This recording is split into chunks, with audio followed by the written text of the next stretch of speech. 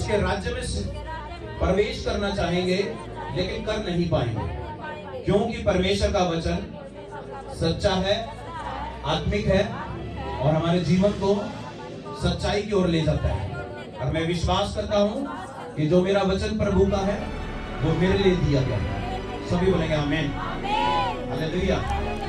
तो आज जो वचन है वो स्पेशली इस बात के लिए मैं आपको दूंगा कि कैसे मसीह के अंदर परमेश्वर ने हमें पवित्रताई में जाने के लिए प्रभु ने बताया। हालेलुया।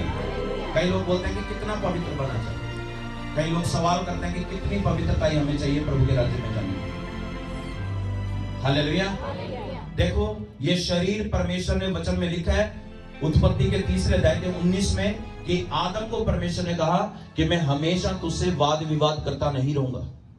बड़े ध्यान से सुनना है, परमेश्वर ने क्या कहा मनुष्य को, पहले आदम को क्या कहा कि मैं हमेशा तुझसे वाद विवाद, बार बार नहीं समझाने आऊंगा मैं तुझे एक बात के लिए।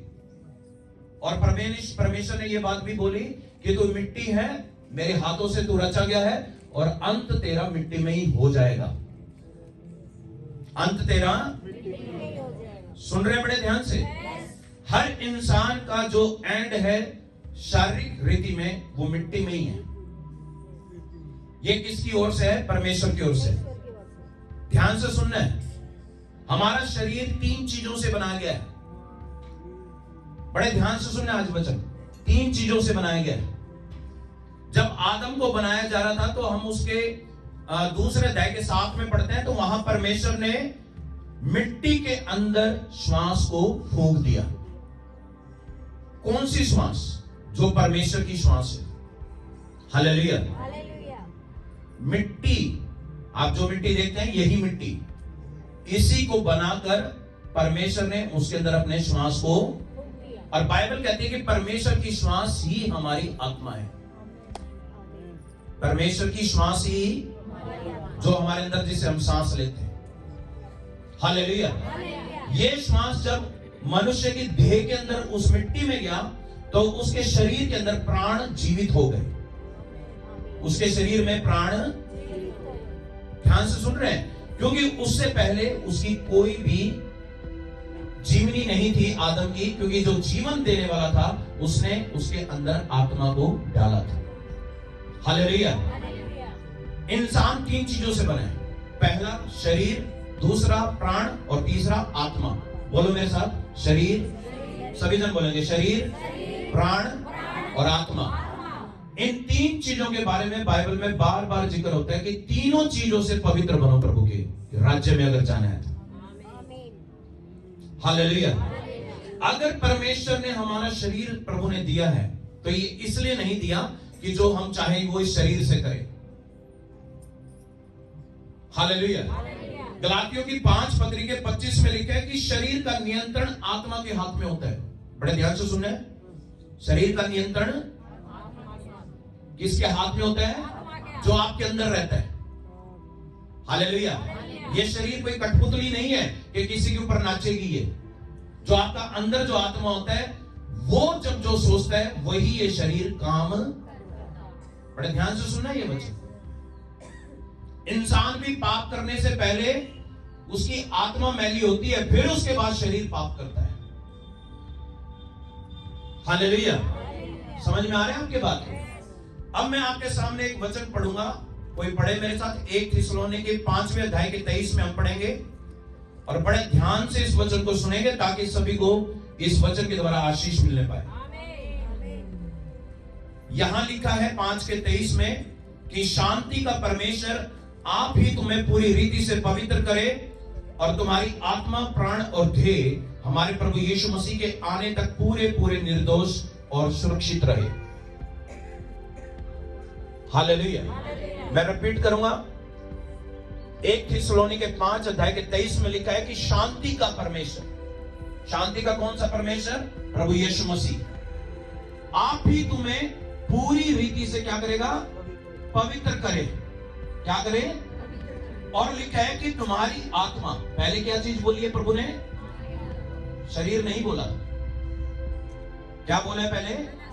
तुम्हारी आत्मा और फिर तुम्हारे प्राण, फिर तीसरा तुम्हारी देह, यानी कि तुम्हारा शरीर हमारे प्रभु यीशु मसीह के आने तक पूरे पूरे निर्दोष और सुरक्षित रहे। आ रहे समझ में या नहीं आया? यीशु के साथ जो क्रॉस पर चढ़ाया गया था वो उसी के लिए बात थी, क्योंकि उस समय उसने पापों का पश्चाताप किया था प्रभु यीशु मसीह के साथ में। वही स्वर्ग में गया, उस पर दया प्रभु की आई, लेकिन हर किसी पर आज वो दया नहीं है। कई लोग सोचते हैं कि मैं तो मरूंगा ना तो एक आखिरी के 2 मिनट में माफी मांगूंगा और स्वर्ग चला जाऊंगा। ये बहुत बड़ी भूल है आपकी। समझ रहे हैं बात को या नहीं समझ में आ रहा है? बहुत बड़े भूल में फंसे हुए हैं बहुत लोग, क्योंकि उनको लगता है कि आखिरी जब मैं सारी उम्र पाप करूं, मुझे तो सीक्रेट तो पता चल गया है कि मैं स्वर्ग में चला जाऊंगा, आखिरी के जब समय में मरते हुए प्रार्थना करूंगा। नहीं, ये सीक्रेट नहीं है, ये गलत एजुकेशन है। हालेलुया। आपको सत्य का पता है तो प्रभु ने कहा है कि अभी से पवित्र बनो। परमेश्वर क्या कहा? सुनो, जब वचन सुनो तभी से तुम पवित्र बनना शुरू हो जाओ, क्योंकि बाइबल के अनुसार प्रभु ने कहा कि जब शांति का परमेश्वर, जब प्रभु यीशु मसीह इस दुनिया में आएगा तो वो चाहता है कि कलीसिया के लोग आत्मा से, प्राणों से और देह से पवित्र ठहरे और सुरक्षित रहे। सबसे बड़ी बात किससे? दुष्ट से। दुष्ट कौन? दुष्ट आत्मा से। क्या मेरी बात को समझ पा रहे हैं या नहीं समझ में आ रहा? बाइबल ये सिखाना चाहती है कि आज कलीसियाओं के अंदर भीड़ तो हो सकती है, लेकिन कुछ लोग ही स्वर्ग में जाएंगे यीशु मसीह के नाम में। क्योंकि बाइबल ये साफ बताती है कि कुछ लोग बाहरी खुशियों के चक्कर में कलीसिया में घुसते हैं, बाहरी खुशियों के चक्कर में कलीसिया में घुसते हैं। उनको हीलिंग चाहिए, उनको दुष्ट आत्माओं से छुटकारा चाहिए, कईयों को पैसे चाहिए, इसलिए कलीसियाओं में घुसते हैं। लेकिन बाइबल ये सिखाती है इससे भी ऊपर परमेश्वर का साम्राज्य है और वो उसमें उनकी एंट्री करवाएगा जो दिल के सच्चे हैं यीशु मसीह के नाम में। हालेलुया। आपको आ रही बात समझ में? जीवन जीने के लिए पैसे की जरूरत हो सकती है, लेकिन आत्मा को सिर्फ यीशु मसीह की जरूरत है। हालेलुया। अब परमेश्वर कहना चाहता है, भजन संहिता 32 के 2 में जाएंगे तो बड़े ध्यान से सुनना है, क्योंकि जो जो मैं वचन आपके बीच में दूंगा वो आपके जीवन को आज बिल्कुल फ्री कर देने वाले हैं। हालेलुया। यहां 32 के 2 में लिखा है कि क्या ही धन्य है वह मनुष्य है जिसके अधर्म का यहोवा लेखा ना ले और जिसकी आत्मा में कपट ना हो। बोलो मेरे साथ, जिसकी आत्मा में कपट ना हो। धन्य है वे मनुष्य जिनके अधर्म का लेखा परमेश्वर ना ले और जिनकी आत्मा में कोई भी कपट ना हो। आपको समझ में आ रहा है कि यहां पर मैं क्या बात बताना चाहता हूं? यहां वचन से मैं ये बात समझाना चाह रहा हूं कि कितना वो मनुष्य धन्य होगा कि यीशु मसीह जब बादलों पर आएगा तो वो किसी एक ऐसे इंसान से बात भी नहीं करेगा, चाहे उसने गलतियां कितनी भी की हो, लेकिन वो बाद में उसने अपने आप को सुधार लिया हो, आत्मिक बन गया हो, पाप छोड़ दिया हो, प्रभु उससे बात नहीं करेगा जो उसने पहले गलत काम किए होंगे। क्या मेरी बात समझ रहे हैं? हर एक पापी की हिस्ट्री होती है, बड़े ध्यान से सुनना है। हर एक गंदे इंसान की, हर एक क्रिमिनल की, हर एक बुरे इंसान का पुराना भूतकाल गंदा ही होता है। लेकिन अगर वो यीशु का बेटा बन जाए या बेटी बन जाए तो उसका वर्तमान भी और उसका भविष्य भी उज्जवल हो सकता है यीशु मसीह के नाम में। आपको बात समझ में आ रही है? क्यों परमेश्वर ने ये बात बाइबल के अंदर लिखी कि मैं उनका लेखा नहीं लूंगा जो अपनी आत्मा में साफ और पवित्र लोग हैं।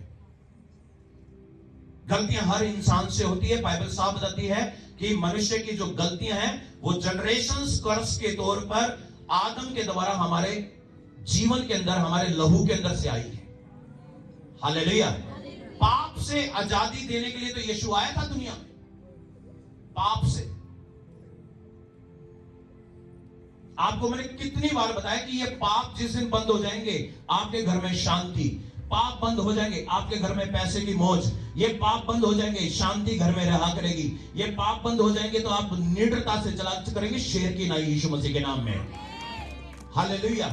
क्योंकि ये पाप ही आपको डरपोक बनाता है, ये पाप ही आपको दुनिया के लोगों की आंखों में से झांकने से मना करता है। लेकिन जो निडर होता है, जो गलत काम नहीं करता, वो दुनिया के क्या हर किसी की आंखों में झांक कर देख सकता है। हालेलुया। क्या मेरी बात को समझ पा रहे हैं? आंख उनकी नीचे रहती है जो गलत काम करते हैं।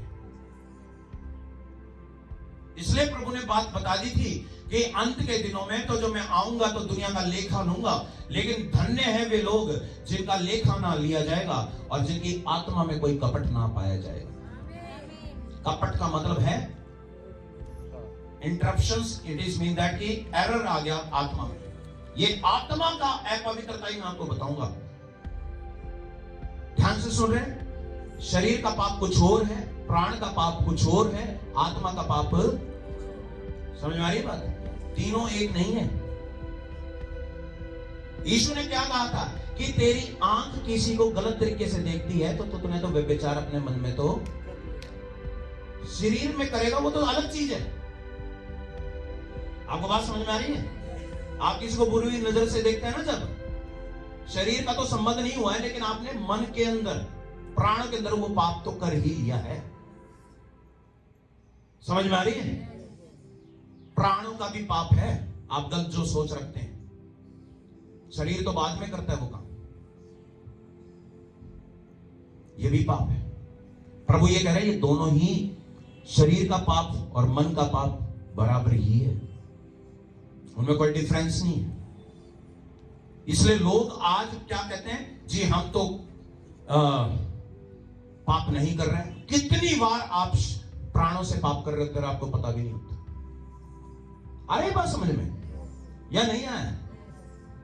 जब आपकी आंख निर्मल हो जाती है, बोलो मेरे साथ, जब हमारी आंखें निर्मल हो जाती हैं तो हम पाप नहीं देखते आंखों से, हम शुद्धता देखना पसंद करते हैं। अब बोलेंगे आमीन, हालेलुया। आंखों को ज्योति परमेश्वर ने बताया है। क्या बताया? हमारी आंखों को एक तो ज्योति सबसे बड़ी सूरज और चांद है। एक इंसान के शरीर में ज्योति उसकी आंखें हैं। अगर आंखों के अंदर ही, ये मत्ती के 6 और 7 अध्याय में ये वचन है, यीशु ने कहा कि जब आंख ही गलत हो जाएंगी तो सारा शरीर ही अंधेरा हो जाएगा। जब आंखें ही आपकी गलत सोचती है, आपकी आंखें ही गलत चीज देखना पसंद करती है, तो सारा शरीर मैला हो चुका है। आप मेरी बात समझ रहे हैं? एक पाप करना, एक सोचना। भयंकर कौन सा है? सोचना। क्योंकि करने में तो कितनी देर लगती है। नहीं आया समझ में? आ रहा है कि नहीं आ रहा है? इसलिए प्रभु ने कहा देह से, आत्मा से और प्राणों से तुम्हें अपना आप को पवित्र, प्रभु के योग्य बनाकर सुरक्षित रखना है। हालेलुया। असली मसीह मैं उसी को कहता हूं जिसने ये बात समझ ली है। मैं असली मसीह उसी को मानता हूं। चाहे बेशक वो प्रार्थना करने में थोड़ा कमजोर हो सकता है, लेकिन जिसने तीनों चीजों को समझ लिया कि परमेश्वर तो खुद पवित्र है और प्रभु ने कहा है कि हमें भी, प्रभु ने कहा है कि हम भी पवित्र बने। क्या लिखा है बाइबल में? कि मैं पवित्र हूं तो तुम भी, बोलो मेरे साथ, कि मैं भी पवित्र हूं तो तुम भी। ये किसने कहा? परमेश्वर ने। अगर तुम मुझे अपनी संतान बनाना चाहते हो अपने आप को, या मुझे अपना बाप मानना चाहते हो, तो मेरी बातों को समझो। परमेश्वर क्या कहना चाहता है? मेरी बातों को, जो मैं बात समझा रहा हूं, परमेश्वर क्या कहना चाहता है कि आज अगर कोई वचन को सुने तो वो अपने दिल को कठोर ना करे। क्या ना करे? बोलो मेरे साथ, क्या ना करे? हाँ, ये हमारे लिए एक अच्छा बहुमूल्य अवसर है कि हम अपने आप को बदल सकते हैं। और मैंने ये बात बहुत बार बताई है कि आज मनुष्य के हाथ में स्वर्ग और नरक दोनों हाथों में है। जहां उसको जाना है वो डिसाइड खुद करेगा। 2021 साल पहले प्रभु ने शैतान को हरा दिया था। समझ में आ रही है आपके बात?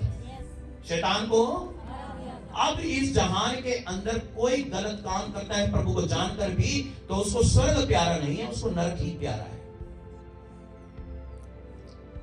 मैं आपको बताना चाहता हूं, इतनी गहरी गहरी बातें हनोक की पुस्तक बाइबल में नहीं लिखी गई है, लेकिन 70 ईस्वी तक जब यीशु मसीह इस दुनिया में था और 33 एडी यानी यीशु मसीह 33 साल की उम्र में जब यहां से 33.5 साल में जब वो मुर्दा हो गया था, उसके बाद जी उठा था, उसके बाद वो चला गया था 40 एडी के अंदर। 40 में जो ये 2021 चल रही है, 40 भी था कभी, सुन रहे हैं बात को? उसमें कलीसियाओं का आरंभ हुआ था। कलीसिया बननी शुरू हुई थी। हालेलुया। कलीसिया कब बननी शुरू हुई है? 40वीं ईस्वी में। प्रेरित पौलुस, प्रेरित पतरस, प्रेरित यूहन्ना, प्रेरित याकूब, इन सभी ने बड़ी बड़ी कलीसियाओं का उद्घाटन किया। हालेलुया। इन्होंने जो कलीसियाओं को बनाए, उन्होंने शिक्षा क्या दी थी कि हनोक की पुस्तक में लिखा है कि जब मनुष्य परमेश्वर की आज्ञाओं को नहीं मानता तो उसके अंदर भी एक बहुत बड़ी वजह बताई गई है। एक बहुत बड़ी वजह बताई गई है। इंसान चाहे मिट्टी से बना है, लेकिन पतरस इस बात को कहते हैं कि हमारे मिट्टी के अंदर ही परमेश्वर का असीम धन छिपा हुआ है, और वो असीम धन क्या है? प्रभु का आत्मा। बोलो मेरे साथ, परमेश्वर का आत्मा, जो हमारे दिलों के अंदर राज्य, जो हमें बाइबल पढ़ना सिखाता है, जो हमें प्रार्थना करने के लिए उकसाता है। ये कौन है? पवित्र। हम अपनी मर्जी से प्रेयर नहीं कर सकते 24 घंटे। इसको उकसाने वाले भी कोई पैदा हुआ है। कौन है वो? पवित्र। समझ पा रहे बातों को?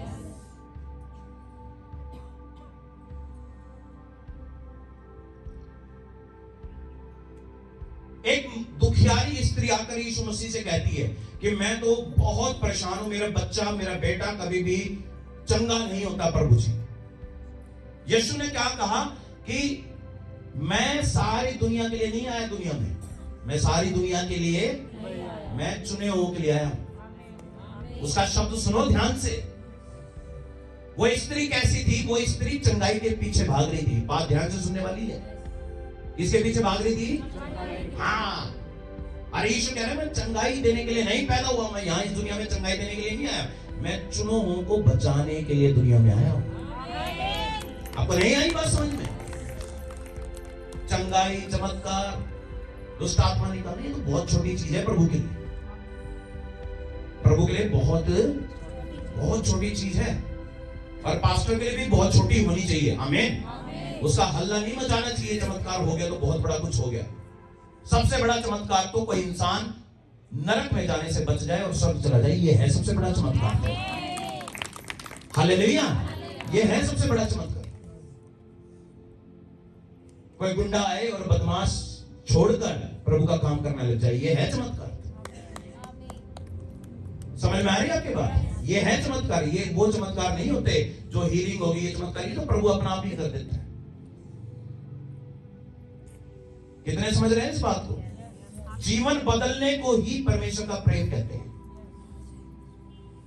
प्रभु इतनी बार हमें माफ करता है, इतनी बार हमें मौके देता है, सिर्फ इसलिए कि हम बदल।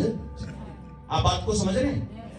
शरीर से हम बहुत गलत काम कर चुके हैं अपने पास्ट में। सभी का एक पास्ट है, मैंने बताया, मेरा भी एक पास्ट था। कोई पवित्र नहीं होता प्रभु में आने से पहले। सुन रहे हैं बात को? प्रभु के नजदीक आने के बाद पता चलता है कि परमेश्वर क्या चीज है, पहले नहीं होता। प्रभु के वचन पढ़ने से परमेश्वर का भय मानना कहां से उत्पन्न होता है? वचन को पढ़ने से। भय ऐसे नहीं आ जाता। आप जब बाइबल पढ़ोगे ना बिल्कुल सच्चे मन से, इसको प्रार्थना कर, उपवास कर, तो आपके हाथ कांपेंगे। जब आपको वचन पढ़ना आ जाएगा तो हाथ कांपेंगे। पांव कांपा करते थे जब हम शुरू में मसीह बने थे, पांव कांपते थे प्रार्थना करते थे। क्यों? क्योंकि जब एक भय परमेश्वर इसलिए उत्पन्न करवाता है कि हम पवित्रता को समझें। आप बात समझ पा रहे हैं? परमेश्वर हर किसी का न्याय करेगा। आप ये मत सोचना कि मेरा न्याय नहीं होने वाला है। आप हर किसी, एक मसीह का सबसे पहले न्याय होगा, और उसके बाद पूरी दुनिया में अविश्वासियों का न्याय होगा।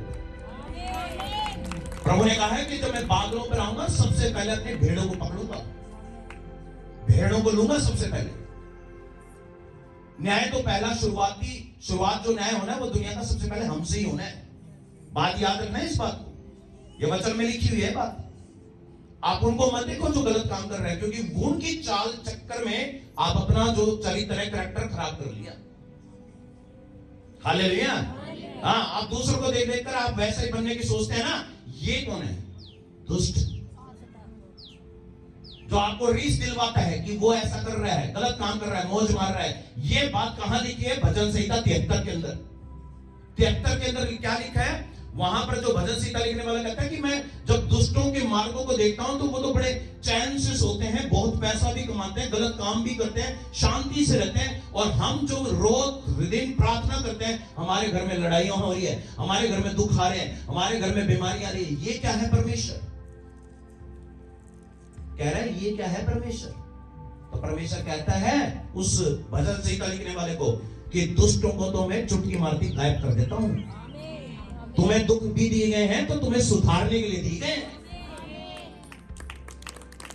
नहीं समझ में आया? परमेश्वर कह रहा था मैं उनको तो मिट्टी में मिला दूंगा 1 सेकंड के अंदर, क्योंकि उन्होंने मेरे मार्गों को जाना। तुमने मेरे मार्गों को जाना, तकलीफ इसलिए दे रहा हूं ताकि तुम और पवित्र बन जाओ। क्या मेरी बात को समझ में आ रही है?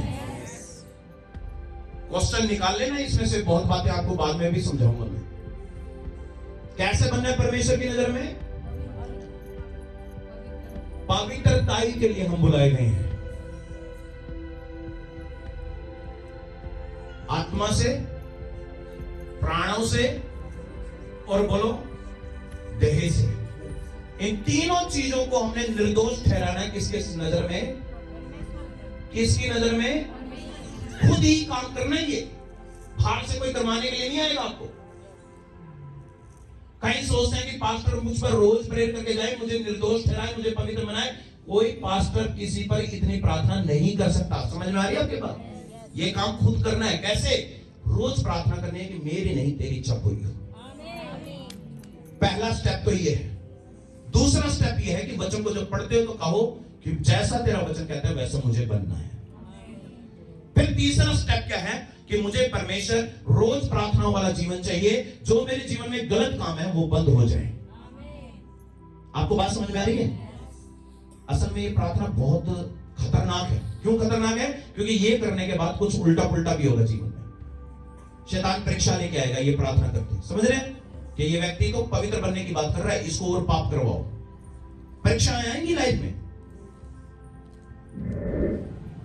सभी अपना ध्यान प्रभु के वचन पे लाएंगे। वहां पर वचन क्या कह रहे हैं कि जो लोग परमेश्वर की नजर में धन्य होते हैं उन्हीं के परमेश्वर प्राणों को बचाए रखता है। किससे? दुष्ट से। हालेलुया। हर किसी के प्राण नहीं बचाता परमेश्वर, क्योंकि प्रभु ने क्या कहा था? मैं हर किसी के लिए दुनिया में नहीं आया, मैं सिर्फ चुने हुए लोगों को, बोलो मेरे साथ, चुने हुए लोगों को बचाने आया हूं। अब किसकी धार्मिकता है आपको पता है? विश्वास की। बोलो मेरे साथ, किस चीज की है? सभी एक साथ बोलो, किस चीज की धार्मिकता है?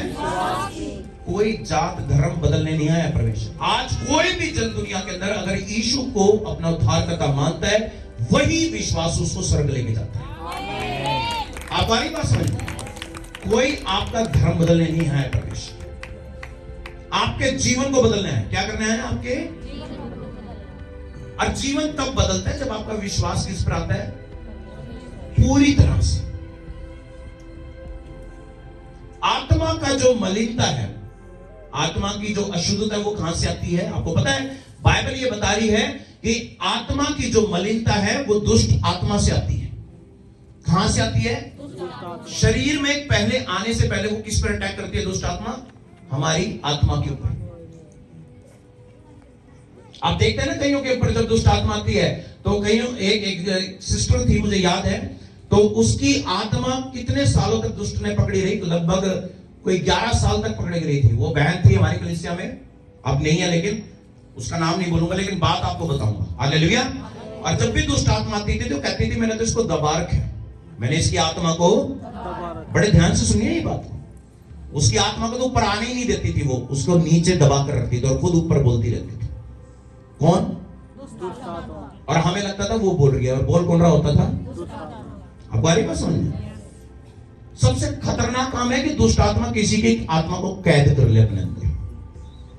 और ये बात यीशु मसीह ने बताया था कि जब एक बलवान किसी के घर में घुस जाता है तो उसकी लूटपाट करता है। क्या करता है? उसके घर की लूटपाट। हमारा घर क्या है? हमारा शरीर। इसमें दुष्ट आत्मा घुस गई, बलवान कोई घुस गया तो हमारे शरीर की क्या करेगा? वो लूटपाट करेगा, गंदे काम करेगा शरीर से। वो आ रही बात समझ में? हमें ब्लेस ना होने के लिए वो पाप में हद तक गिराएगा, बहुत हद तक हमें गंदे कामों में ले जाएगा, क्योंकि हमारा शरीर अब हमारे हाथों में रह नहीं गया, किसी के हाथों में चला गया। वो कौन है? दुष्ट। इसको कहते हैं आत्मा की मलिनता, आत्मा की अशुद्धता। समझ पा रहे हैं? और ये आत्मा की जो अशुद्धता पैदा होती है टोटकों से, तंत्र मंत्र से, बाबाओं के चक्कर लगाने से, जो पहले तुम करते थे उन्हीं के द्वारा तुम्हारी स्पिरिट को बांधा जाता था उस दुष्ट आत्मा के साथ। समझ में आ रही है? आज भी कलीसियाओं में एक साल लग जाता है लोगों को फ्री होने में। क्यों लगता है? क्योंकि उनकी आत्मा, आज भी किसी के बाबा के पास कपड़े पड़े हैं, किसी के बाल पड़े हैं, किसी के नखून पड़े हैं, किसी की कुछ चीजें पड़ी हैं, उन्हीं से लेकर वो बार बार तंत्र करता रहता है और बार बार हम फ्री करते रहते हैं, बार बार वो भी कुछ करता। समझ में आ रही बात? फिर कहते हैं ये हो क्या है, हमें समझ में नहीं आ रहा। वो वहां से कुछ कर रहा है, हम यहां से कुछ कर रहे हैं, बीच में कोई फंसा हुआ बेचारा, वो इंसान जो दुष्ट आत्मा से आ रही है। बात समझ में? इसको आत्मा की मलिनता कहते हैं कि जब उसकी आत्मा को ही बांध दिया उस दुष्ट आत्मा के। बोलो हालेलुया। ऐसी टीचिंग दूंगा जो आपको वर्ल्ड क्लास पास्टर भी नहीं बता सकते। समझ में आ रही है आपकी बात? परमेश्वर ने ये वचन में सीक्रेट हमें बताया है। कहां लिखी है ये बातें? देखो पढ़ो, 2 कुरिन्थी के 7वें अध्याय के 1 में आओ, जरा आपको समझ में आएगा। जो मैं आज वचन दूंगा वो बहुत ज्यादा प्रभावशाली है, उसके बाद आपकी जिंदगी सुपर ब्लेस्ड हो जाएगी। 7 के 1 में पढ़ो कोई, 2 कुरिन्थी के अंदर देखो क्या लिखा है वहां पर कि हे प्यारो, जबकि ये प्रतिज्ञा हमें मिली है तो आओ हम अपने आप को शरीर और आत्मा की सब मलिनता से शुद्ध करें और परमेश्वर का भय रखते हुए पवित्रता को क्या करें? सिद्ध करें। बड़े धीरे धीरे मैं पढ़ूंगा। क्या लिखा गया है कि हे प्यारों, प्यारों कौन? कलीसिया के लोगों, जबकि ये प्रतिज्ञा हमें मिली है। कौन सी प्रतिज्ञा? परमेश्वर ने हमें स्वर्ग बुलाने के लिए प्रतिज्ञा की है।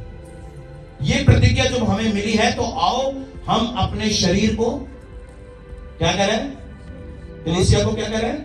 आओ हम अपने पहले क्या बोले? शरीर को, और फिर कह रहे हैं आत्मा की सब मलिनता को से क्या करें? शुद्ध करें। आप मेरी बात को समझ रहे हैं? शरीर और आत्मा दोनों अलग अलग हैं, लेकिन कंट्रोल मेन किसके हाथ में होता है? आत्मा।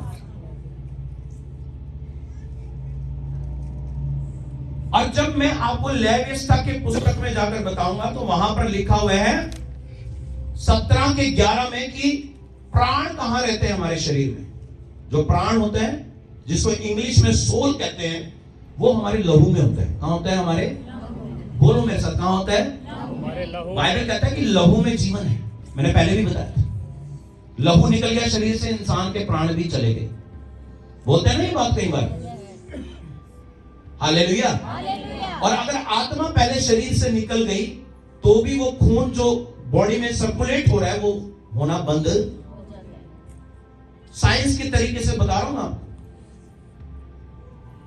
क्या मेरी बात को समझ पा रहे हैं? शरीर 3 चीजों से बना है। आदमी का जो सारा जो कंस्ट्रक्शन है उसकी बॉडी का, आत्मा है पहले, फिर प्राण है, फिर क्या है? शरीर है। क्या है? शरीर। इन 3 चीजों से बना है। आत्मा सबसे सुप्रीम पावर है जो हमारे शरीर में रहती है। और जब मैं इसको भजन संहिता में पढ़ता हूं तो वहां लिखा है कि जिस दिन परमेश्वर का क्रोध भड़क जाता है किसी इंसान के लिए अत्यधिक, तो उसकी आत्मा को उसके शरीर से अलग कर देता है। क्या कर देता है? ये किसके क्रोध से होता है? परमेश्वर। वो ऊपर जो बैठा है। कई लोग बीमार भी हो जाते हैं, 10-10 साल बीमार रहते हैं, तब भी नहीं मरते। कई ऐसे हैं जो बिल्कुल स्वस्थ होते हैं, रात को सोते हैं, गंदे काम कर रहे होते हैं जिंदगी में, और सुबह उनकी आंखें ही नहीं खुलती। कौन ले गया उनकी आत्मा को? आपको बात समझ में नहीं आ रही है? बीमार लोग भी मरते नहीं है। दुष्ट आत्मा को बीमार तो कर देती है, लेकिन मारने वाला जो है वो सबसे बड़ा कौन है? परमेश्वर। वो ही नहीं मार रहा तो उसकी आत्मा उसी के अंदर रहेगी। आपको आ रही बात समझ? जब तक आत्मा शरीर में है तो इंसान भी सुरक्षित है, लेकिन आत्मा ही निकल गई तो उसके प्राण और उसका शरीर निर्जीव हो जाता है। क्या मेरी बात को समझ रहे हैं? लेविस्ता के 17 के 11 में लिखा है क्योंकि शरीर का प्राण लहू में रहता है। कहां रहता है? लहू में। प्राण कहां रहते हैं हमारे? लहू में। आप जो कई बार आपके कांटा चुभ जाता है तो एकदम से आप करते हैं उई, है ना। शरीर को तकलीफ नहीं हुई है वहां पर, किसको हुई है? प्राण को हुई है। किसको हुई है? मैं डिफरेंस करना समझा रहा हूं आपको, बड़ी गहरी बात है ये तीनों आपस में इतने मिले रहते हैं, आपको पता ही नहीं चलता ये प्राण को दुख हो रहा है या शरीर को हो रहा है या आत्मा को हो रहा है। आत्मा को दुख किस बात का होता है? कि वो प्रभु के वचन को नहीं मानती। समझ पा रहे मेरी बात? जो हमारे अंदर की स्पिरिट है, जो परमेश्वर ने पैदा करी है, उसका सबसे बड़ा दुख यह है कि अगर हम प्रभु के वचन पे नहीं चलते तो ये अंदर दुखी रहती है। हालेलुया। लेकिन अगर हम शरीर की ना सुनकर, जो पौलुस ने कहा कुरिन्थी की कलीसिया में, कि अगर हम शरीर की ना सुनकर आत्मा की सुनते हैं तो हमारा मन अंदर से खुश रहता है। बाहर से हम चाहे कितने दुखी हो, वो अलग चीज है। असली सुख कहां है फिर? आत्मा में। बोलो मेरे साथ, कहां पर है? अंदर से आत्मा खुश तब रहता है जब हम प्रार्थना, उपवास करना, वचन को सुनना, मानना, कलीसिया में आना, गीतों में आनंद उठाना, ये है असली आनंद। और आनंद कुछ नहीं है दुनिया के अंदर। हालेलुया। शरीर का आनंद तो पाप में है। आपको सीधी सी बात है, शरीर का आनंद कहां पर है? इसलिए हम जब पाप करते थे तो हमारा शरीर बड़ा खुश होता था। क्या बात समझ रहे हैं? झूठ बोलते थे, कुछ मिल जाता तो बड़ी खुशी मनाते थे। किसी को मूर्ख बना दिया तो इस शरीर को बहुत आनंद मिला क्योंकि उससे कुछ फायदा हुआ। किसको मजा आया? शरीर को। हम उसमें फंसे हुए थे। आप बात को समझ रहे हैं? किसी ने आपकी बेइज्जती कर दी, थप्पड़ मार दिया, आपने दुगना उसको मारा, शरीर इंसल्ट सहन नहीं कर पाया, इसलिए आपने वो शरीर का पाप किया। समझ रहे बात को? लड़ाई झगड़ा। 5वां अध्याय गलातियों की 19 में लिखा है कि शरीर के काम तो प्रकट है। पहला सबसे ऊपर है व्यभिचार, फिर उसके बाद और बातें आती है। सुप्रीम लेवल का पाप है शरीर का व्यभिचार करना। आप बात समझ रहे हैं? शरीर इंसान का खिलौना नहीं है कि कहीं भी ले जाकर किसी के साथ संबंध बना ले। समझ में आ रही है बात को? प्रभु ने इसको बनाया आपके अपने पार्टनर के लिए। हालेलुया। आदम बनाए गए तो कौन बनाए गई? हव्वा। दोनों को कहा तुम एक मन रहो, और अदन की खाड़ी के अंदर, जो अदन की वाटिका है, उसके अंदर तुम फलवंत होते जाओ। ये किसने आशीष दिया?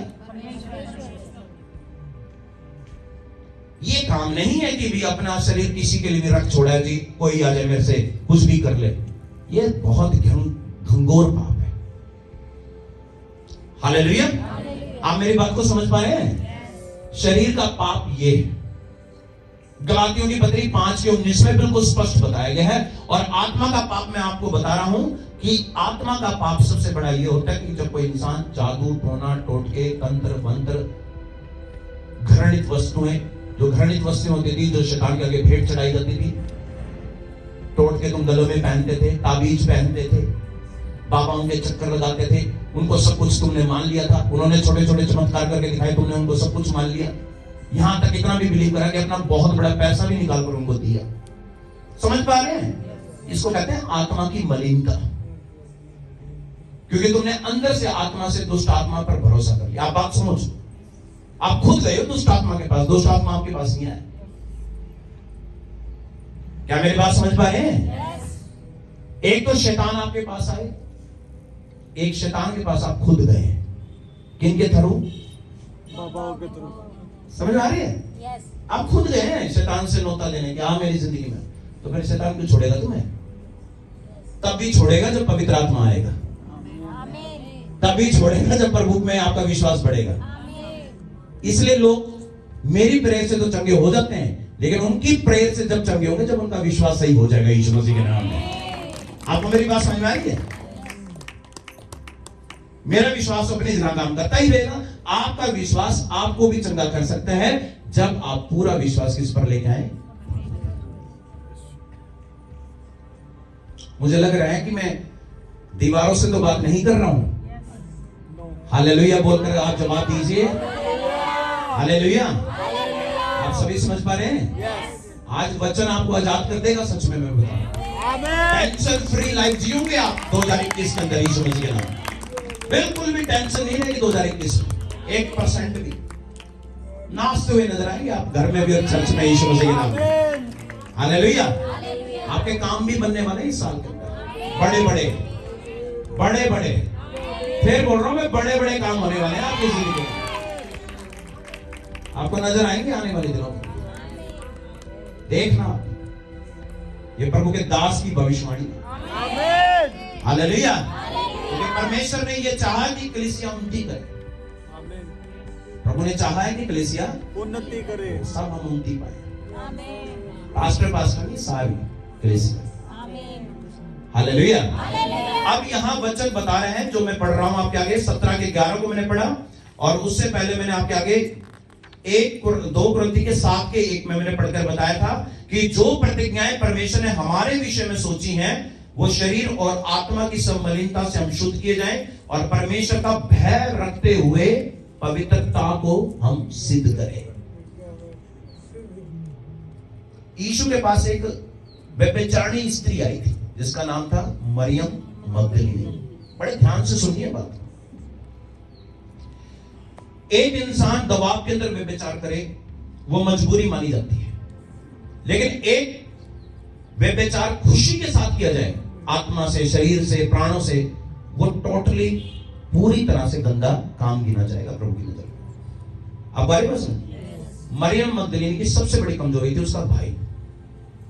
उसका भाई रहता था बीमार और उसकी दवा के लिए, उसकी औषधालय में या हॉस्पिटल में उसका इलाज करवाने के लिए उसके पास कोई भी पैसे की इनकम सोर्स।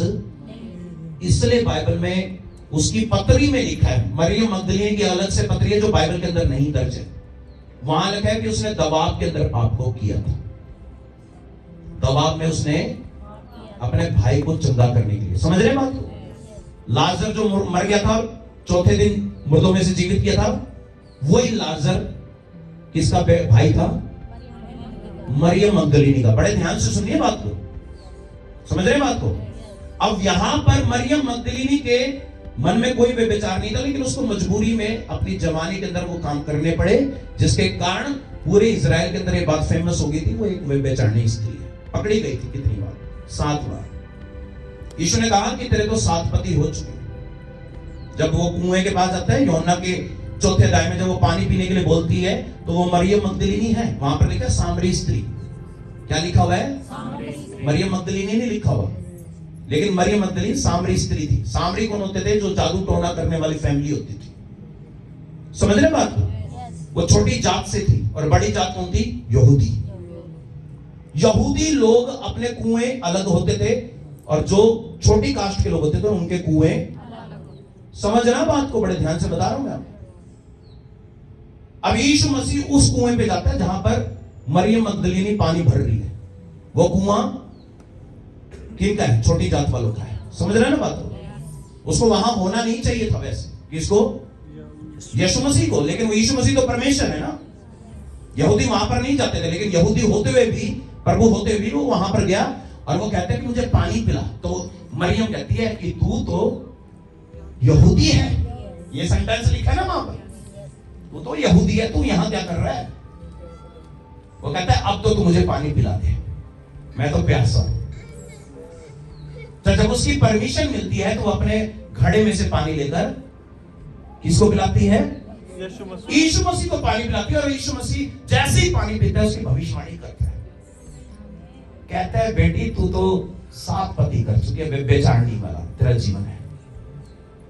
समझ रहे बात को? पापन भी है, लेकिन परमेश्वर का प्रेम देखो, उसको कितने प्यार से बोल रहे हैं। अब बात समझना, वही स्वभाव यीशु का आज भी है, बदला नहीं है। प्रभु आपके पापों से देखकर प्रभु आपसे बात नहीं करता, आपकी आत्मा सच्ची होने के कारण आपसे बात करता है। आपने मजबूरी में पाप किए होंगे, हो सकता है। अब आप तो समझ रहे हैं, हो सकता है आपने पाप किए होंगे, लेकिन आपकी जो अंदर की जो गहराई होती है उसमें कहीं ना कहीं सच्चाई होती है, उसके कारण प्रभु आपसे बात करता है। फिर यीशु ने उससे कहा कि बेटी, कि मैं तुझे एक ऐसा जल पिलाऊंगा, बेटी मैं तुझे एक ऐसी रोटी खिलाऊंगा, ना तो तू भूखी रहेगी ना तू प्यासी रहेगी, तेरी प्यास खत्म हो जाएगी। ये बात कहती वो समझ गई, तू तो सच में परमेश्वर का पुत्र है। वहां से वो आजाद होनी शुरू हुई पाप से। समझ में आ रही बात? क्या चीज उसको रिहा करवा रही है पाप से? वचन। यीशु ने भी वचन बोल के ही आजाद करे लोगों को। सर पर हाथ नहीं रखा पाप से आजाद होने के लिए। समझ में आ रही है बात को? वचन ही पाप से हमें आजाद करता है। बोलो, वचन ही हमें पापों से आजाद करता है। अगर हमें आजाद होना है तो वचन को बड़े ध्यान से सुनना पड़ेगा और उसी पर विश्वास लेकर आना पड़ेगा।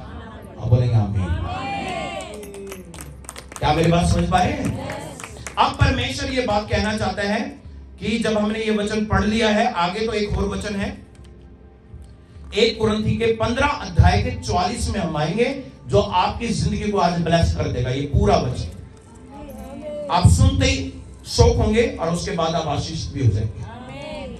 15 के 44 में लिखा है कि स्वाभाविक देह बोई जाती है, आत्मिक देह जी उठती है। जबकि स्वाभाविक देह है तो आत्मिक देह भी है। बड़े ध्यान से सुनना है। इसको मैं थोड़ा हिंदी में और सरल भाषा में समझाता हूं कि हमारे शरीर में खुद हमारी आत्मा का शरीर होता है। ये जो आपका शरीर है, इसके अंदर किसका आत्मा है? आपका खुद का आत्मा। जो आपका आत्मा है वो भी जैसा आप दिखते हैं वैसे ही होता है। समझ पा रहे हैं? कई बार आप कहते हैं कि मर गया तो कोई, इसको मैं देख पा रहा हूं, सपनों में आ रहा है। वो अपने आत्मिक शरीर में आ रहा है। जो आपको नजर आ रहा है वो आत्मिक शरीर में नजर आ रहा है, लेकिन उसका शरीर तो वह मिट्टी मिल चुका है। हालेलुया। इसलिए ये बात पौलुस ने कही थी कि जब यीशु मसीह मुर्दों में से जी उठा था तो उसकी देह नहीं थी वो। अब मेरी बात को समझ रहे? वो मुर्दों में से आत्मा की देह में उठा था। शरीर गायब हो गया था उसका। नहीं समझ में आया? आप जरा सुनो बड़े ध्यान से। यीशु को कब्र में डाला गया, शरीर था, शरीर था कि नहीं था? शरीर के अंदर डाला गया, उसको अंदर रख दिया। उसको बहुत बड़ी फौज वहां पर लगा दी। वहां के राजा पौलुस ने, पिलातुस ने सॉरी, वहां पर लगा दी कि कोई भी इसकी देह को चोरी ना करे, कहीं ये ना कह दे कि यीशु मुर्दों में से जी उठा। उसको ऐसा था कि शक था कि ये लोग झूठ बोल रहे हैं। आप बात समझ रहे हैं? कब्र के ऊपर इतना बड़ा पत्थर, लगभग 10 टन से बड़ा पत्थर उसके ऊपर लगा दिया ताकि 5 आदमी मिलकर भी उसको हटा ना सके। समझ रहे हैं? 10 टन। अब तो लाश चोरी होने का कोई चक्कर ही नहीं है। 2 पहरुए खड़े कर दिए, 2 आगे 2 पीछे, ताकि दिन रात वहां पर वो क्या करें? रखवाली करें कि कोई उसकी लाश को चुरा कर ये ना कह दे कि यीशु मसीह मुर्दों में से। आप बात को सुनना बड़े ध्यान से। आप हो मेरे साथ? है पूरा ध्यान है? आज मैं कुछ कर रहा हूं बात, आज कुछ काम होने वाला है आपकी जिंदगी के अंदर। हालेलुया। हो ना मेरे साथ? अब यहां बात बड़े ध्यान से सुनना। जब यीशु मसीह मुर्दों में था तो वहां पर कलीसिया के लोग एक मन होकर प्रार्थना कर रहे थे कि मेरा प्रभु मुर्दों में से। देखो, एक आशा थी उनके मन में कि प्रभु झूठ बोलता। आप बात को समझ रहे हैं? भाई प्रभु ने बोला मुर्दों में से जी उठेगा तो पक्का जी उठेगा। लेकिन वहां तो डामाडोल हो गया बड़े बड़े प्रेरितों का। पतरस का मन विचलित हो गया। थोमा था जो इंडिया के अंदर प्रचार देने आया था, वो तो बिल्कुल ही विचलित हो गया। वो तो कहता है ही नहीं है प्रभु। समझ रहे बात? ये तो मुर्दा इंसान ही था जो हम इंसान को प्रभु कह रहे थे। परीक्षा तब आती है जब आपकी मुसीबत के दिन आते हैं। समझ आ रही है बात? पहले नहीं पता चलता। अच्छे दिन चलते हैं तो प्रभु बहुत अच्छा लगता है। मुसीबत का दिन आया, यीशु दिख नहीं रहा तो उनका मन डामाडोल हो गया। 3 दिन में उनका मन, अब प्रभु नहीं रहा। जैसी कब्र के अंदर रोज 3 स्त्रियां रोज जाती थी कब्र के ऊपर। नाम बताना, मरियम मगदलीनी जो व्यभिचारिणी थी, बहुत प्रेम करती थी प्रभु से। जिस दिन उसने उद्धार पाया ना, उसने सब गलत काम छोड़ दिए उसी दिन ही। तो समझ गई थी कि परमेश्वर यही है जो मुझे आजाद कर सकता है। आप बात को समझिए? असली प्रेम तो पाप से आजाद कर देता है। हालेलुया। हाँ, फिर उसने पाप नहीं करा सारी उम्र। हालेलुया। 3 स्त्रियां जाती थी, मरियम यीशु की मां, मरियम मगदलीनी और फिर मार्था, ये तीनों एक साथ होकर सुबह 4 बजे उठकर यीशु की कब्र पर जाकर देखते हैं कि यीशु जिंदा हो तो नहीं गया। लेकिन जब यीशु मुर्दों में से जी उठा, आपको पता होना चाहिए कि स्वर्गदूतों ने उस कब्र के पत्थर को क्या करा था? हटा दिया था सुबह के तड़के के 3 बजे। ऐसा लिखा है कि तीसरे पहर में। समझ रहे बात को? स्वर्गदूत ने पत्थर को हटाया, स्वर्गदूत ने जाकर वहां पर जैसे खड़े हुए तो यीशु मुर्दों में से सुबह के 3 बजे जी उठा। वो जो शारीरिक लोथ थी वो गायब हो गई और आत्मिक शरीर के अंदर वो प्रकट। और जब वो 5 बजे सुबह उस कब्र के पास खड़ा था, तब मरियम रोती रोती दूर से आती है कि कब्र को तो किसी ने पत्थर हटाकर प्रभु की लोथ को, शरीर को किसी ने चुरा लिया, मेरे प्रभु के शरीर को किसी ने चुरा लिया। तो वहां रो रही थी। तो उसी समय 2 स्वर्गदूत वहां प्रकट होकर ये कहते हैं कि बेटी मत रो, वो तो जीवित परमेश्वर है, वो तो जी उठा है, अब तो चिंता मत कर किसी बात की। ये सेंटेंस सुनते ही वो रोना उसका बंद हो गया। वो कहती है मेरा प्रभु जिंदा हो चुका। अब थोड़ा सा आगे जाती है कब्र से, तो तुरंत वो पीछे मुड़कर देखती है तो यीशु जिंदा खड़ा उसके पीछे खड़ा होता है। और जब वो खड़ा होता है तो वो उसको पहचान नहीं पाती। कहती है कि हे रबी, यीशु को कहीं देखा है? तो कहती बेटी जिसको तू ढूंढती है वो मैं ही हूं। यानी जो शरीर की जो देह का जो कलर है और जो आत्मा का जो देह का कलर है वो डिफरेंस है, क्योंकि वो उसको पहचान नहीं पाई थी। आप मेरी बात समझ रहे हैं? बिल्कुल प्रैक्टिकल वचन से समझा रहा हूं। समझ में आया आपके? आत्मिक देह कुछ और होती है और शारीरिक देह कुछ और। शरीर की देह में पाप रहता है, लेकिन आत्मिक देह में पाप। जिस दिन आप बपतिस्मा लेते हैं उस दिन बच्चा जन्म लेता है आपके अंदर। यह भी बताता हूं कैसे बढ़ता है। आत्मिक जो देह का जन्म होता है वो कब होता है? जब आप मसीह, जिस दिन आप बैप्टिज्म लेते हैं, जब आपको पवित्र आत्मा मिलता है, छोटा सा बच्चा, जैसे आप बच्चा गोद में लेके बैठे, ये बच्चा आपके अंदर जन्म लेता है। और ये बच्चा जब कलीसिया में आता है तो गीत सुनता है, बहुत अच्छा लगता है, वचन सुनता है, बहुत अच्छा लगता है। धीरे धीरे क्या होता है? बड़ा होता। और जब ये आपके अंदर ही पूरा फिट हो जाता है जितना आप दिख रहे होते हैं कुछ सालों के बाद, और आपको पता ही नहीं होता कि आपके शरीर के अंदर पवित्र आत्मा आपके अंदर जन्म कर चुकी है और आपका वही आत्मिक शरीर वो बन चुका है। हालेलुया। आपको आनी बात से समझ में? अब ये शरीर से जब आत्मा निकलती है वो आत्मिक देह बाहर निकल जाती है। इसको इंग्लिश के अंदर एक फॉरेन कंट्री के अंदर एक ऐसा शैतानी शक्तियों का एक वो हम कह सकते हैं कि एक ओझे वाले होते हैं, ग्रुप वाले होते हैं जो इस काम को करते हैं। उसको एस्ट्रल प्रोजेक्शंस कहते हैं इंग्लिश में। इन लोगों का काम क्या होता है कि लोगों की आत्मा को शरीर से बाहर निकालना। बड़े ध्यान से सुनना ये बात। और उनकी आत्मा को शैतान की दुष्ट आत्मा से बांध देना। और वो काम करते हैं पैसों के लिए। सुन रहे बात को? जैसे हमारे इधर करते हैं। आप मेरी बात को बड़े गौर से सुनना, ये बातें आपको कोई नहीं समझाने वाला। आपकी आत्मा को दुष्ट आत्मा से, वो किसी के आपके रिश्तेदार की भड़ास निकालने के लिए, कोई आपका दुश्मन है, उसी के कहने पर वो ये काम पैसों में। फिर आपकी स्पिरिट को वो किससे? दुष्ट आत्मा से कभी कभी आती है, वो कभी कभी नहीं आती। जब आप ज्यादा प्रार्थना करते हैं नहीं आती है, जब आप प्रार्थना करना बंद कर देते तो वो आ जाती है। समझ रहे बात को? लेकिन वो आना बंद नहीं होती जब तक उस बंधन को तोड़ा।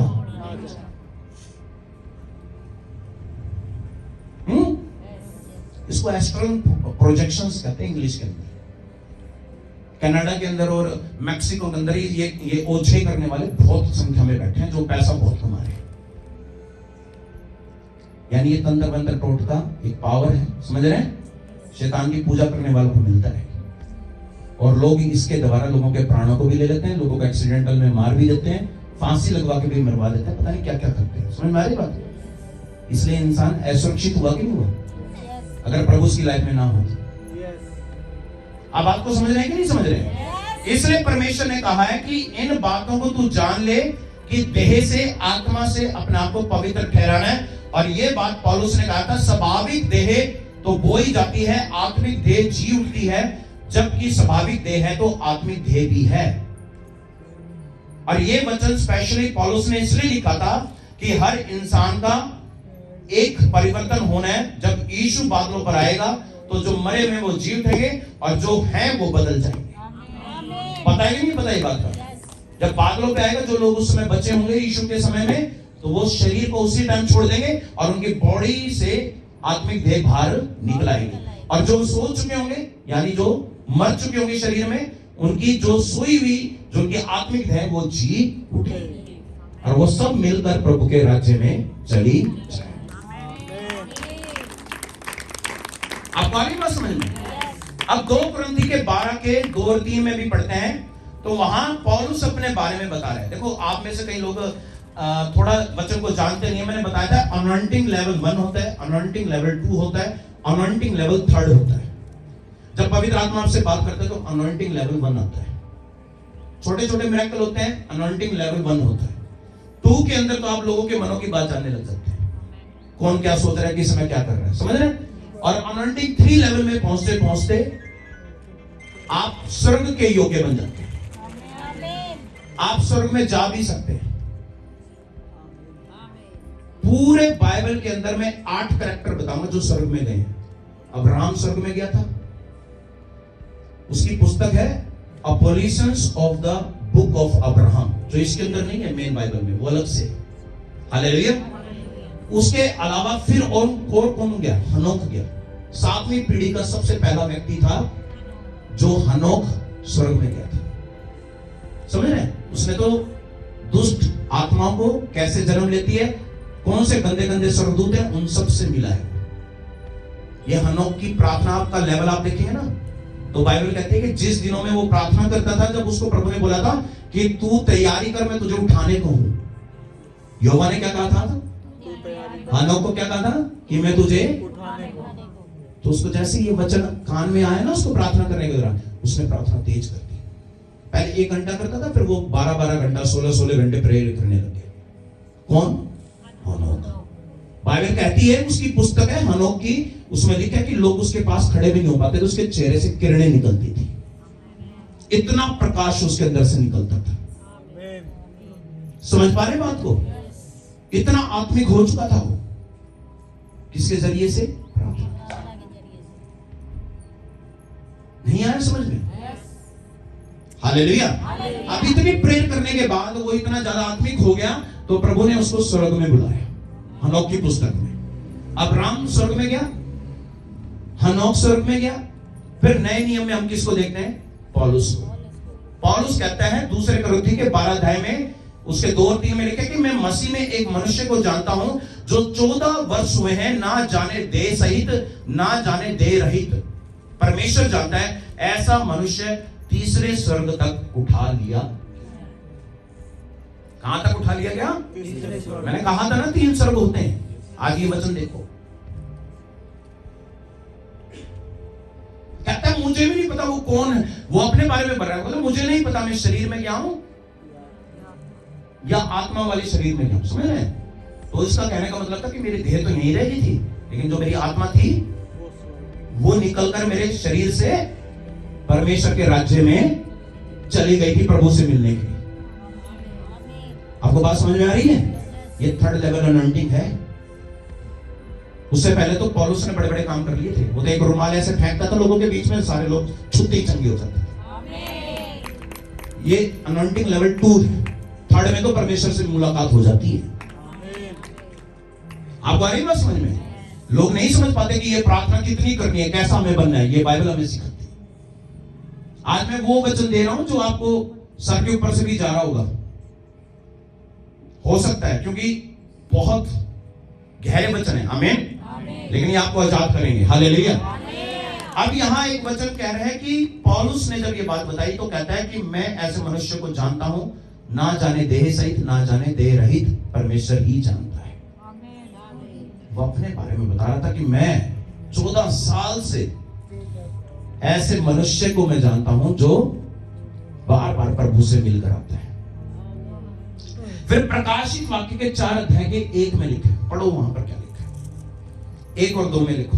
वहां लिखा है कि यूहन्ना जो बपतिस्मा वाला नहीं, यूहन्ना जो प्रभु का छोटा चेला था, उसने प्रकाशित वाक्य लिखने वाले ने कहा कि मैंने जब परमेश्वर की आराधना को स्वर्ग में देखा तो स्वर्गदूत मेरे पास आकर कहता है कि तुरंत मेरे पास आ जाओ। स्वर्गदूत क्या कहता है? तुरंत मेरे पास मैं तुझे स्वर्ग की आराधना दिखाऊंगा। धरती की तो तेने आराधना बहुत देख ली कलीसिया में, मैं तुझे अब कहां की आराधना दिखाऊंगा? ये किसको मौका मिला? कितना ब्लेस्ड वो व्यक्ति होगा। अब बात समझ रहे? उसको प्रभु ने उठाया उसकी देह में से स्वर्गदूत के जरिए और सीधा वो आत्मा में आ गया। 4:2 में क्या लिखा है? तुरंत में आत्मा में। आपको आ रही बात समझ में? शरीर में नहीं। आप जब सोते हैं ना तो आप अपने आप को कहीं कहीं देखते हैं, सपनों में देखते हैं कि नहीं देखते? थोड़ा मैं और सरल भाषा में समझाता हूं। आपका शरीर तो सो जाता है लेकिन आपकी जो अंदर का आत्मिक देह वो निकल जाता है बाहर। समझ में आ रहा है? फिर वो कहीं कहीं जाता है। कई बार वो दुष्ट आत्मा आपको बुला लेती है, आप उनसे लड़ रहे होते हैं या फिर उनसे दब रहे होते हैं। समझ रहे बात? शरीर तो सोया होता है, शरीर और आत्मा के बीच में एक तांबे का एक क्या होता है? तार जुड़ा होता है। कईयों को ये बात भी नहीं पता है। और वो इतनी एलास्टिक होती है, वो इतना लेजेस्टिक होता है कि आत्मा कितनी भी दूर चली जाए वो शरीर से जुड़ा रहता है। किससे जुड़ा रहता है? हाँ, बहुत दूर भी चली जाएगी, मीलों दूर चली जाएगी, तब भी उसी से जुड़ा रहेगा और वो वापस भी उसी तार के द्वारा वापस शरीर में एंट्री भी करेगा। आ रही बात समझ में? ये तार हर किसी के अंदर होता है जिससे इंसान की आत्मा और शरीर बंधा। हालेलुया। ऐसी नॉलेज आपको नहीं मिलने वाली जो आज मैं दे रहा हूं वचन। आमीन है? ध्यान मेरी तरफ। समझ में आ रही है बातें? अब परमेश्वर कहना चाह रहे हैं कि अगर आत्मा है तो शरीर की भी देह है और शरीर की देह है तो आत्मा का भी देह है। और इसी बात को सबोदेशक के 12 अध्याय के 6 और 7 में बात को बताया गया है, जो बड़े ध्यान से सुन लेना। फिर मैं समाप्त करूंगा क्योंकि आज आप सभी आशीषित हो रहे हैं, मुझे पूरा भरोसा है। सबोदेशक के 12 के 6 और 7 में लिखा है कि उस समय चांदी का तार 2 टुकड़े हो जाएगा और सोने का कटोरा टूटेगा और सोते के पास घड़ा फूटेगा और कुंड के पास रहट टूट जाएगा और जो मिट्टी जो की तो मिट्टी में मिल जाएगी और आत्मा परमेश्वर के पास जिसने उसे दिया है लौट जाएगी। आ रहा समझ में? सुलेमान इतना बुद्धिमान इंसान था वर्ल्ड के अंदर, बाइबल कहती है ना तो उसके जैसा आज तक हुआ है ना कभी। ये वरदान किसने दिया था? उसने एक ही चीज मांगी थी प्रभु से, पैसा नहीं मांगा उसने, बड़ा बड़ा राजा बनने के लिए उसने कुछ नहीं मांगा। उसने क्या कहा? उसने एक शब्द बोला, मैं तो छोटा बालक हूं परमेश्वर। क्या बोलता है? मैं एक, और इतनी बड़ी दुनिया है, इसका न्याय कैसे करूंगा? मैं राजा तो बन रहा हूं, मैं 16 साल की उम्र में, तो मैं 16 साल की उम्र में इतना बड़ा राज्य में संभाल, मुझे एक ऐसी बुद्धि दे जिसके कारण मैं सारी दुनिया को अपने राज्य पाठ को संभालने पाऊं। प्रभु ने उसको क्या दे दिया? जा, मैंने तुझे क्या दे दी? बुद्धि। और वो बुद्धि मिलने के बाद वो अमीर भी हो गया, नाम भी फैल गया और सारी दुनिया उसको जानने लगी क्योंकि उसके दिमाग में इतनी पावर आ चुकी थी। वो जो लोग नहीं सोचते थे वो सोचता था। आप बात समझ रहे हैं? वो बिजनेसमैन बना बहुत बड़ा। बाइबल कहती है उसने अरबी घोड़े मंगवा के दूसरे देशों से दूसरे देशों में भेज देता था महंगे में। उसने अपने दिमाग के टैलेंट के कारण अमीर भी हो गया। आप बात को समझ रहे हैं? यानी बाइबल हमें बिजनेसमैन बनने के लिए भी अथॉरिटी देती है। ये मत सोचना बिजनेसमैन बनना गलत है। बिजनेसमैन बन सकते हैं लेकिन अगर परमेश्वर की इच्छा है तो सस्ते में चीज लेकर महंगे में बेची जा सकती है, लेकिन इतनी महंगी नहीं कि बिल्कुल अधर्म प्रकट हो जाए। समझे बात को? 50 की लेके 50,000 में नहीं बेच सकते, वो तो फिर बिल्कुल साफ कोरा पाप है। हालेलुया। समझ पा रहे हैं बात को? हर चीज की एक लिमिट है, लिमिट के हिसाब से प्रभु ने हर चीज को बनाया। आमीन। अब यहां पर बात लिख रहे हैं, सुलेमान कहता है कि इंसान की जब मौत आती है ना तो उस समय चांदी के तार के 2 टुकड़े हो जाते हैं जो आपकी आत्मा और शरीर से जुड़े होते हैं। उसको तोड़ने वाला भी कौन है? कई बार जब आप मर जाते हैं तो इंसान के चेहरे को देखते हैं ना, ऐसा लग रहा है जिंदा सा लग रहा होता है, करते ना ये फीलिंग महसूस, लगता है अभी बोलेगा,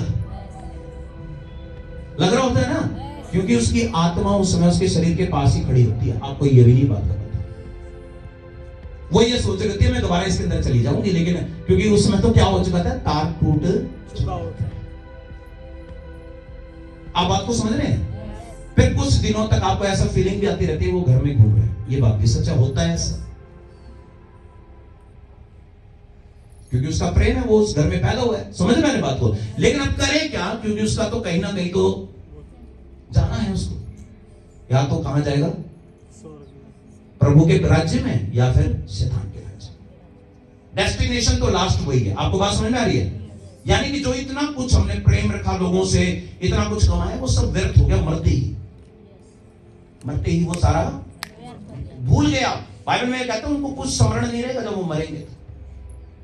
आपको ये भी बात बता देता हूं, कई लोग बेवकूफ लोग हैं, उनको लगता है कि हम मरेंगे तो सारी जीवन जो जिया वो याद रहेगा। याद नहीं रहेगा।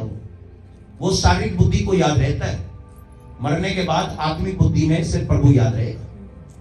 जो आपने अच्छे काम करे वो याद रहेंगे आपको। यीशु मसीह आया आपके पास में, जो आप यहां कर रहे हैं वो याद नहीं रहेगा मरने के बाद। जब आप आत्मा में आएंगे आपको पता चलेगा मैं तो भूल गया सारी बात। तो हम जो इतना दुख उठा रहे हैं, तकलीफ रहे हैं, गलत हो रहा है ना ये सारा। हम चिंता अपनी खुद बढ़ा रहे हैं। समझ रहे हैं बात को? इतनी चिंता करने की जरूरत है, हमें सिर्फ परमेश्वर के ऊपर ध्यान देना है। सिर्फ आत्मा से, शरीर से और प्राणों से हमें पवित्र होना है। इस चीज के लिए प्रभु ने हमें अपने पास बुलाया। आप मेरी बात समझ रहे हैं? इब्रानियों की 4:12 में लिखा है, क्योंकि परमेश्वर का वचन जीवित है, प्रबल है और हर एक दो-धारी तलवार से भी बहुत चोखा है और जीव और आत्मा और गांठ गांठ और गुद्दे गुद्दे को अलग कर कर आर पार छेदता है और मन की भावना और विचारों को वो जांचता है। परमेश्वर का वचन हर आत्मा के कुछ और विचार हैं, हमारे शरीर के कुछ और विचार हैं और प्राणों के कुछ। जब वचन सामने आता है ना तो अलग अलग हो जाते हैं ये सारे। समझ रहे बात को? इसी से प्रभु देखता है कि ये बंदा सही है। हाँ, अब प्रभु ने कहा, मान लो प्रभु ने ये बात कही कि निरंतर प्रार्थना में, देखो बड़े एग्जाम्पल के तौर पर समझा रहा हूं। प्रभु ने कहा निरंतर प्रार्थना में लगे रहो। आत्मा ने सोचा इतनी प्रार्थना कैसे करे? नहीं, प्रभु कह रहा है तो सही कह रहा होगा। प्रभु कह रहा है तो मैं निरंतर प्रार्थना में लगे रहना। शरीर ने कहा, जवाब दे दिया शरीर ने।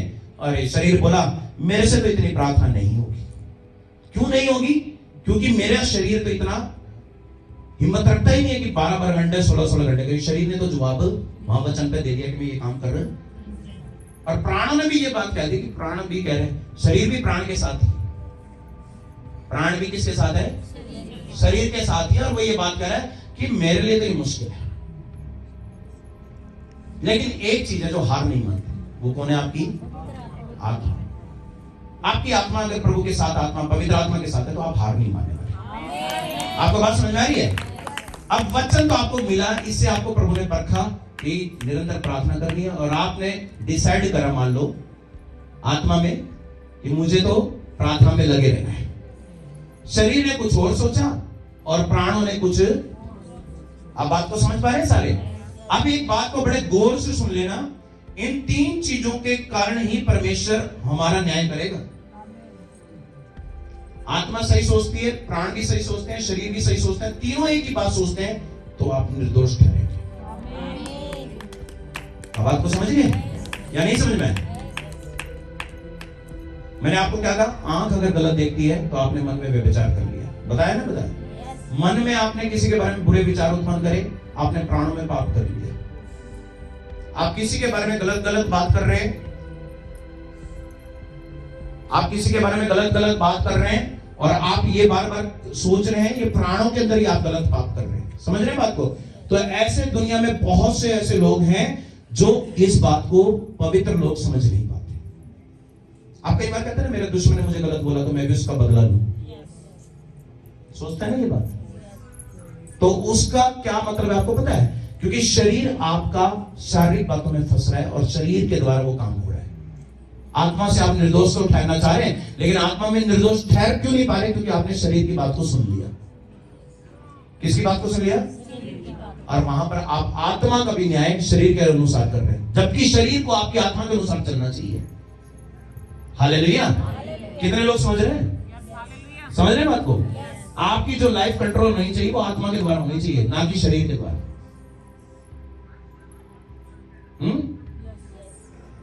आप बात को समझ गए?